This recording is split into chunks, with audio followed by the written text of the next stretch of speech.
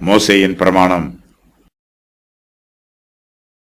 இதுவே மோசே இஸ்ரவேல் புத்திரருக்கு விதித்த பிரமாணம். இஸ்ரவேல் புத்திரர் எகிப்திலிருந்து புறப்பட்ட பின்பு யோர்தானுக்கு இப்புறத்தில் எஸ்போனில் குடியிருந்த எமோரியரின் ராஜாவாகிய சீகோனுடைய தேசத்தில் உள்ள பெத்பேயோருக்கு எதிரான பள்ளத்தாக்கிலே அவர்களுக்கு மோசே சொன்ன சாட்சிகளும் கட்டளைகளும் நியாயங்களும் இவைகளே. மோசேயும் இஸ்ரவேல் புத்திரரும் எகிப்திலிருந்து புறப்பட்ட பின்பு அந்த ராஜாவை முறிய அடித்து யோர்தானுக்கு இப்புறத்தில் சூரியோதய திசையில் அர்னோன் ஆற்றங்கரையில் உள்ள ஆரோவேர் தொடங்கி எர்மோன் என்னும் சீயோன் மலை வரைக்கும் உள்ள தேசமும், யோர்தானுக்கு இப்புறத்தில் சூரியோதய திசையில் அஸ்தோத் பிஸ்காவுக்கும் தாழ்ந்த சமனான வெளியைச் சேர்ந்த கடல் மட்டுமுள்ள சமனான வெளி அனைத்துமாகிய எமோரியருடைய 2 ராஜாக்களின் தேசங்களான சீகோனுடைய தேசத்தையும் பாசானின் ராஜாவாகிய ஓகின் தேசத்தையும் கட்டிக்கொண்டார்கள். மோசே இஸ்ரவேல் புத்திரருக்கு இந்த அதிகாரத்தில் சொல்லி இருக்கிற போதகத்தை தவிர மேலும் ஒரு போதகத்தையும் ஆயத்தம் பண்ணுகிறார். அந்த போதகம் இதற்கு அடுத்து வரும் அதிகாரங்களில் சொல்லப்பட்டிருக்கிறது.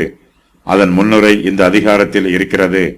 மோசே ஒருவேளை இந்த போதகத்தை அடுத்த ஓய்வு நாளில் பிரசங்கம் செய்திருப்பார் என்று வேத பண்டிதர்கள் சொல்லுகிறார்கள்.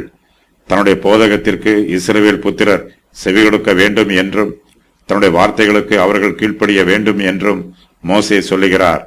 மோசே கர்த்தருடைய பிரமாணங்களையும் அவருடைய கட்டளைகளையும் இஸ்ரவேல் புத்திரருக்கு போதிக்கிறார். இதுவே மோசே இஸ்ரவேல் புத்திரருக்கு விதித்த பிரமாணம்.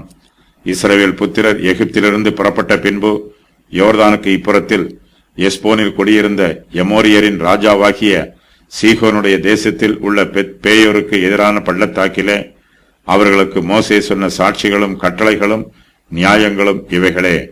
ஆரம்பத்தில் 40 வருஷங்களுக்கு முன்பாக கர்த்தர் சீனாய் மலையில் 10 கற்பனைகளை மோசேயிடம் கொடுத்தார்.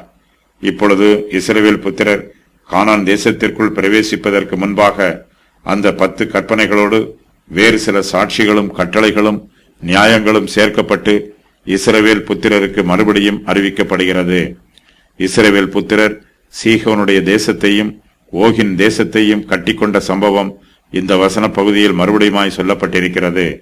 மோசேயும் இஸ்ரவேல் புத்திரரும் எகிப்திலிருந்து புறப்பட்ட பின்பு அந்த ராஜாவை முறியடித்து யோர்தானுக்கு இப்புறத்தில் சூரியோதய திசையில் அர்னோன் ஆற்றங்கரையில் உள்ள ஆரோவேர் தொடங்கி எர்மோன் என்னும் சீயோன் மலை வரைக்கும் உள்ள தேசமும், யோர்தானுக்கு இப்புறத்தில் சூரியோதய திசையில் அஸ்தோத் பிஸ்காவுக்கும் தாழ்ந்த சமனான வெளியை சேர்ந்த கடல் மட்டுமுள்ள சமனான வெளி அனைத்துமாகிய எமோரியருடைய 2 ராஜாக்களின் தேசங்களான சீகோனுடைய தேசத்தையும் பாசானின் ராஜாவாகிய ஓகின் தேசத்தையும் கட்டிக்கொண்டார்கள்.